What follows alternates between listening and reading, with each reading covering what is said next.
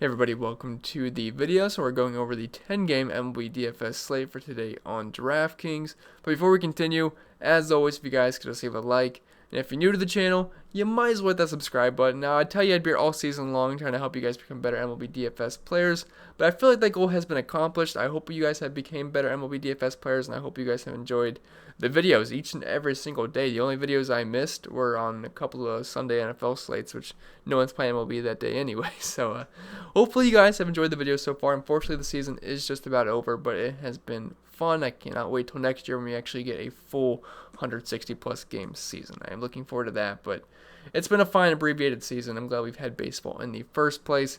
But I do cover other sports as well if you want to check those out, including the NFL and NASCAR, which still have plenty of time left in their seasons. So if you're going to keep coming back to the channel each and every single day or each and every single week, you might as well hit that subscribe button and turn that notification bell so you don't miss out whenever I post new videos. And if you want to follow me on social media, my handles are in the bottom left-hand corner of your screen.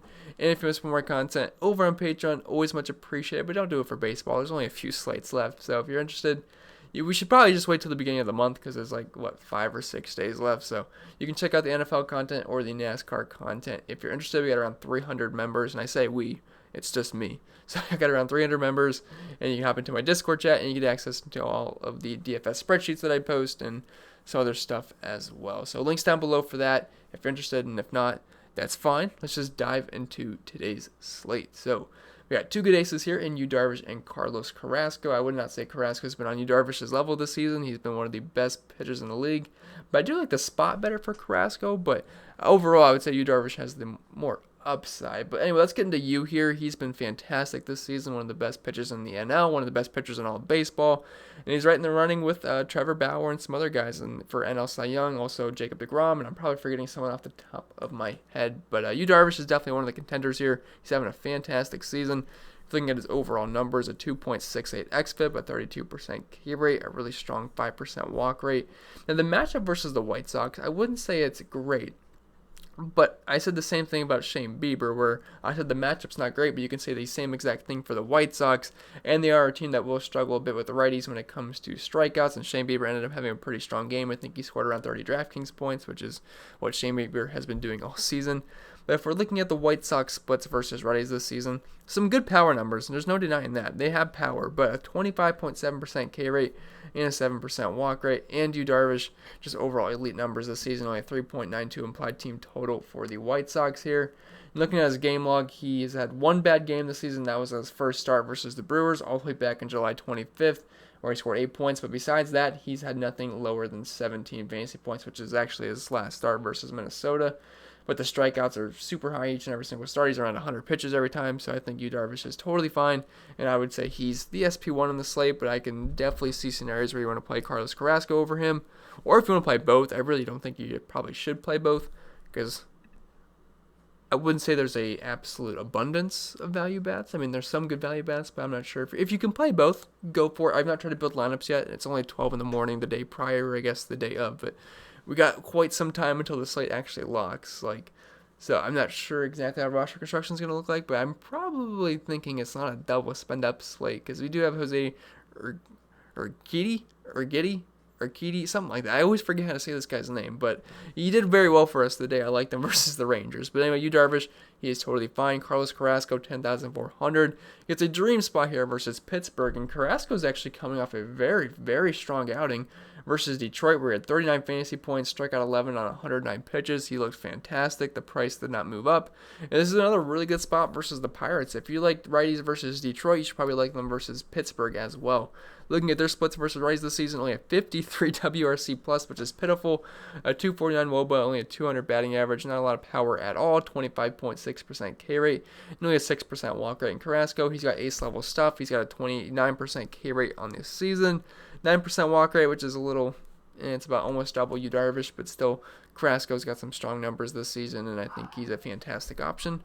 And my dog's barking at something at 1 in the morning, so that can never be good. So I will check that out really quick, and I'll be right back with you guys. Sorry about that. Situation is handled, but I forget where exactly I left off. But Carrasco, I do think is a fantastic option. You're probably not going to be able to spend up for both. If you can, go for it. Again, I'm not sure exactly how roster construction is going to end up looking like, but these are clearly the two best pitching options on the slate. Now you have Clayton Kershaw going against the Angels, which I don't love the spot versus the Angels. I don't think it's going to be a terrible game for Clayton Kershaw. He should be fine. Then Nelson Lamet, he's also having a pretty strong season, obviously. I mean, he's just racking up the strikeouts each and every single start. He's had 3 games of 11, or not 3 games of 11, but last 3 starts, he's been at 11, 11, and 10. Typically doesn't go too deep into games, and he's only $10,000, so I don't love that. But again, the strikeout upside is there, and he's at 35, 36, and 29 points, and overall he's just having a fantastic season so far. But I kind of just like getting to Carrasco and Yu Darvish for the most part. But there are some other good pitching options on the slate. Just don't think these are the only 2 guys that I think are viable up top. But you go into some more mid-range options for SP2s. We have Brad Kelly here at 7,400. I do like the spot here versus Detroit. Now, he's not a big strikeout pitcher. As you can see, he's got a 16% strikeout rate on the season. But he's a guy that's going to get a lot of ground balls. He pitches to contact, but it tends to work out a little bit. He's got a nice 2.77 ERA in the season. Getting a bit lucky, though, with the 4.55 xFIP. But look, this matchup versus Detroit is pretty good. They're one of the worst teams in the league versus righties with a 28.6% K rate. 7% walk rate, decent power numbers. I mean, they don't have the worst bats in the world, but they do strike out quite a bit. And Keller at 7,400, I think he's fine. He's had some decent games this season. If I pull up his game log, last start was 4 points versus the Brewers. But then versus Pittsburgh, which, as I told you guys, they suck versus random pitching. He actually went the full 9 innings, struck out 2, only 2, but he still had 29 fantasy points. Not a guy that's going to get a lot of strikeouts. Like, if we look at the strikeout numbers, it's 4, 2, 1, 4, 4, 5. It's pretty gross. He has not faced Detroit this season, but this is a team where I could see him getting a handful of strikeouts here, and if he doesn't get beat up too much, which Vegas hasn't expected to, with only a 3.89 implied team total, I think he'll be serviceable at 7,400. But I would say the preferred SP2 on the slate, I could see a lot of people going Darvish or Giddy or Keedy or Quiddy. I apologize. I can never remember how to say this guy's name, but I do like him as a pitcher, especially at this price tag. And at only 7,100, I think he's fine. He's had 4 starts this season. It's been at 4, 8, 30, and 8. Now, the one start where he had 30 points was actually versus the Texas Rangers, which is obviously nice to see. They only have a 3.74 implied team total. And he's not a bad pitcher. He's a better than a 14% K rate pitcher. He's also better than a 5.74 xFIP for the most part. So I'm willing to look past some of those numbers for the most part. But this is just a really soft matchup here. The Rangers, kind of like the Pirates, they have sucked versus Rays this season. They are walking quite a bit. And they're not striking out a ton, but only a 124 ISO. 202 batting average and a 61 WRC plus, so I think he's totally viable at speed 2, and he lets you spend up for some other bats on this slate. Because if you go double ace, you're gonna be hurting for bats. I'm not saying you can't do it. You certainly could go double ace tonight. Just not sure how easy it's gonna be to fit in our bats yet. But I definitely like going with the spend up in the mid range. As of right now, it just feels like the best way to go. Now we'll move on to the bats now at this point, and we'll start with catcher. As always, we have Salvador Perez at 5,000, and he's just been kind of hot for the most part the past couple of weeks. But I don't mind going back to the Royals here, and I don't like him as much as I did last night. Last night I was a big fan of the Royals, and they did pretty good actually. Spencer Turnbull's not a terrible pitcher, and they only have a 4.61 implied team total, but he's not a guy I'm going to stay completely away from, and he's actually been a little bit worse versus the righties this season. The last couple of years, we preferred lefties versus him. This season, he's giving up a 322 WOBA to righties and a 271 WOBA to lefties. Strikeout rate's just about the same, a little bit higher to the righties. Overall, it's kind of neutral splits for the most part, and I think the Royals are stackable here, but they're not like a favorite stack of mine, but I do have a handful of Royals that I think are pretty interesting here, which I did list. But Perez, he's been hitting lefties and righties well this season. He's got a 371 batting average to righties, only a 1% walk rate, but overall he's been pretty strong versus either handedness, so I think Perez is fine. Travis d'Arnaud, 4,800. The Braves are going to be the top stack on the slate for me. The Yankees have a high team total as well, but I'm going to give the edge to the Braves. Just because I like their matchup versus Boston a bit better going up against Chris Massa. He's just not a very good pitcher. He's got a low strikeout rate. Looking at his numbers this season, 17% to lefties and 22% to righties. If you're looking at his numbers last year, they were pretty low. And this guy hasn't exactly pitched a ton of innings this season, but I think the Braves are certainly stackable here. Vegas would agree, so definitely like Travis d'Arnaud. He's been hitting righties very well this season versus lefties. Really not doing much of anything at all, but versus righties, a 352 batting average, 444 WOBA, and a 279 ISO, so I think d'Arnaud is totally fine there.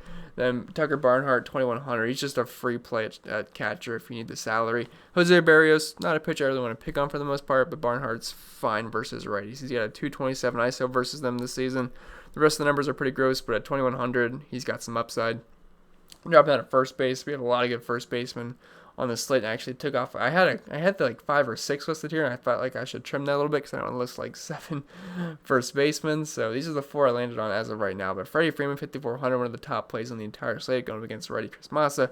Freddie Freeman has been absolutely crushing righties this season, as he always has in his career. But 379 batting average to righties this year, 373 ISO, over a 500 WOBA, 219 WRC plus, and a 752 slugging and a 12% strikeout rate. So yeah, you can make a case for Freddie Freeman being the best spend up option on the entire slate, or just the best play on the slate, just for all the bats. Anthony Rizzo, 4,300. Dylan Cease is struggling with lefties this year, and last year I was a fine pitcher. He had a decent strikeout upside, but lefties is what got him. I mean, the last couple of seasons combined, he's got over a 200 ISO to lefties, only a 10% K rate, a high walk rate, and a 381 WOBA.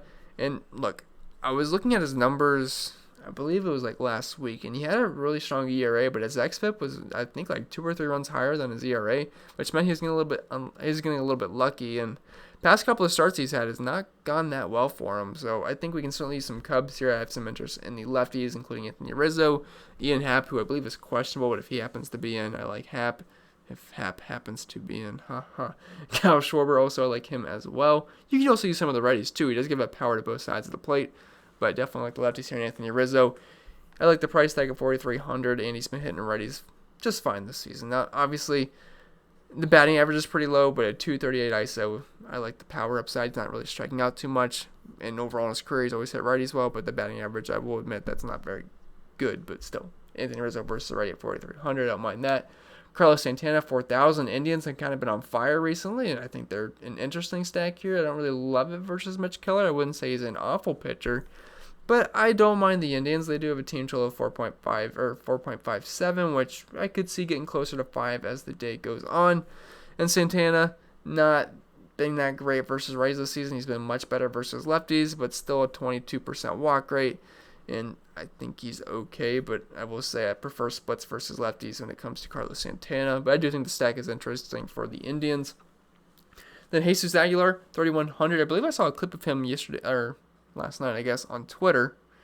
Tonight for me, but last night for you guys, where he just absolutely smashed a ball versus a lefty, and he's going to get a lefty here in J Happ, who, look, he's not the worst pitcher in the world. The Marlins only have a 3.94 implied team total, but he's the guy that will give up power to righties. If we're looking at his numbers this season, over a 300 WOBA to righties, which I say over, but it's 301. But last season, in the past couple of years, he's given up over a 200 ISO to righties. Again, not the worst pitcher in the world, but we can use righty power versus him and Jesus Aguilar. Looking at his numbers versus lefties this season, a 200 ISO, 380 WOBA, 320 batting average, and 520 slugging. So I like that price tag, and he's fine as a one-off, but I'm not really looking to stack up the Marlins on this slate. Then dropping down to second base, we have a very expensive Ozzy Albies at 5,400. His price has risen pretty quick. I prefer him versus lefties, but in the short time so far this season, he's actually been better versus the righties with a near 300 ISO, a 333 batting average, 627 slugging. But last year, he was amazing versus lefties, and he didn't struggle versus righties, just had better splits versus lefties. But so far this season, righties have been no issue for him, so I think he's fine for Brave stacks. He's also moving his way up on in the order. He was at the very bottom, and he's creeping back up to the top. Then DJ LeMahieu at 5,300. I do think the Yankees are a good stack. I just prefer the Braves, and I hate putting two spend up options at each position because the Yankees are expensive as well as the Braves, and I do prefer the Braves just 1v1. But I do like the Yankees a bit. Sandy Alcantara, I wouldn't say he's the worst pitcher in the world, but the Yankees certainly have upside each and every single slate. DJ LeMahieu, he's been a late contact hitter. He's been great versus righties and lefties this season. A 361 batting average to righties, only a 10% K rate, over a 430 WOBA, and just overall some pretty strong numbers. So he's fine for stacking Yankees, or even just as a one-off. Jose Altuve, 4,700. He went from 3,300, 3,400. Now he's all the way back to 4,700. So he's getting closer to 5K, so he's no longer a value play. But I do think the Astros are an interesting stack on this slate. I don't have a ton of these guys listed just because I don't want to list the entire slate. But George Springer's a fine play. Alex Bregman's a fine play tonight.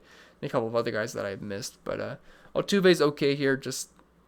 He had a good night last night. He went deep, so at least that's something. But overall, his numbers have been very poor this season, especially to righties. These numbers suck.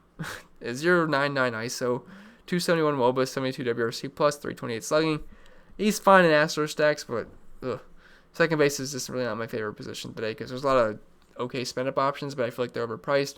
Then there's really nothing in the cheap range besides Nicky Lopez, which Nicky Lopez sucks, but he is free, and I think the Royal stack is at least a little bit interesting on this slate. And speaking of Nicky Lopez, you might as well just look at the numbers really quick, but they are pretty poor for the most part. A 298 slugging, a 231 batting average to righties, a .066 ISO. If we thought the numbers were bad for Jose Altuve, they get a bit worse here, but just keep in mind he's about $3,000 cheaper, so I guess it's fine. But I think Nicky Lopez is okay for just if you need a pump play. If you're double spending up, I could see you going with Nicky Lopez. Then dropping out third base, Rafael Devers, 5,200. I realize I put this in out of order, so I apologize. I like to be organized here, but I know he did nothing last night, and it was sucked because I made him my thumbnail, and I made him a core play for me on my spreadsheet, which, okay, it was in a good spot. That's baseball sometimes. Sometimes it just does not happen. The Orioles, they popped off. I did like the Orioles stack. They scored 13 runs. Red Sox ended up scoring 1. I like the Red Sox better, but sheesh. Absolutely nothing from these guys. I mean, Devers did absolutely nothing. But, look, that's baseball. Things going to happen. The best batter in the world, Mike Trout, can go 0 for 4 with 4 strikeouts. They can happen. Yu Darvish could go out there and give up 7 runs. We saw Lance Lynn. I didn't see his final results, but when I looked at the game log as I was watching the football game, I looked at the Astros-Rangers score, and I saw 10 runs for the Astros. And I was like, what in the world happened? I thought, like, was there a bunch of errors? I don't know. And then I looked, and he gave up 10 runs. 9 of them were earned. Lance Lynn had an absolute horrendous start. Horrendous. Finished with, I think, -3 points. So, yeah, it sucks for anyone that rostered Lance Lynn. I don't blame you. I mean, Lance Lynn's been one of the most consistent pitchers this season, especially pitch count-wise. But, man, rough start for Lance Lynn. But it just goes to show you baseball can be a very variant sport. But I don't mind going right back to the well with Rafael Devers and the Boston Red Sox. Kyle Wright coming off a very good outing, but this is a guy that will struggle a lot with lefties and just overall isn't that great of a pitcher. If you're looking at his splits versus lefties this season, a .415 WOBA, 17% walk rate, able to give up power to both sides of the plate, but Kyle Wright's just not that great of a pitcher. And like Devers, he's great versus righties, over a 300 ISO to them this season, so don't mind going back to the Devers well. J-Ram 5,600, it would not surprise me if he ends up winning AL MVP at this point. He has just been fantastic. He also, I believe pretty sure he got the Indians the lead last night with a double. I was watching the game and I was glancing at the Indians game, so I forget exactly what happened, but I'm pretty sure J-Ram was the guy that got them the lead with the double, if I remember correctly. But he's just been on absolute fire. If you're looking at his splits, he's been amazing versus lefties. I know he's not facing a lefty, but I do want to mention these numbers. Like a .358 batting average, 87 slugging, a 246 WRC plus, and over a 500 ISO and over a 500 WOBA. The guy's been fantastic. Versus righties, the numbers aren't going to be as pretty, but he's still been good versus them. And J-Ram, he's been on fire, and he's a guy that can be very streaky. I said this at the beginning of the season. J-Ram is a guy, if he's cold, he is cold, and he looks like one of the worst batters in the league. Now, he's a guy that's always going to make high contact, but it'll be a lot of ground balls, and just, I mean, he can get some pretty cold stretches. But right now, he's on a hot streak, and when the guy's hot, he ends up being one of the best players in baseball, and that's what he is right now. So if you're going to ride the hot hand with J-Ram, I don't mind that at all. Mitch Keller, I wouldn't say he's a terrible pitcher, but don't mind the Indian stack on this slate. And J-Ram, I mean, he's just been an absolute fire. And then Harold Castro, if you want a cheap option, he's only 2,200 going against Brad Keller. Brad Keller, not a guy I like to stack against because he doesn't really get beat up for the most part, and he gets a lot of ground balls, which is kind of gross as well. But Castro, he's okay here versus a righty. I mean, the power is only 100 ISO versus righties, but a near 400 on base percentage and a 325 batting average is not bad for only being 2,200. Dropping on a shortstop, we got Frankie Lindor, 5,400 if you're stacking up the Indians. His numbers versus lefties on the flip side have not been nearly as good in the power department as J-Ram, but a 309 batting average, which I'm not even sure why I'm bringing up lefties because they're not facing a lefty, but I just wanted to compare to J-Ram really quick. To righties, it's not been that great for Lindor. I mean, 190 ISO, 104 WRC plus, 256 batting average, kind of pedestrian numbers for the most part. But again, if you're stacking the Indians, I think he's fine. Dansby Swanson, 4,100. He's getting kicked down to the bottom of the order for the most part. But look, I like pretty much all the Braves here. And Swanson's actually got some decent splits versus righties this season.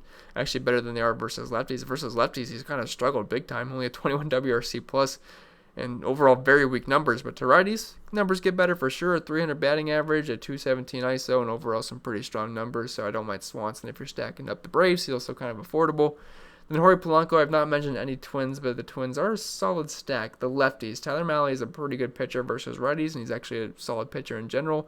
But if you're going to use anybody versus him, you want lefties because that's where he's going to struggle a bit looking at his splits. If I can pull him up here. O'Malley, a 264 WOBA to lefties and a 307 WOBA to righties. So in that department, he's been better versus righties. But the strikeout rate's 32% to righties, 26% to lefties. Last year, these splits were a lot more drastic, where he kind of just sucked versus lefties. He's improved this season. The strikeouts have been up, but I still prefer lefties versus the guy.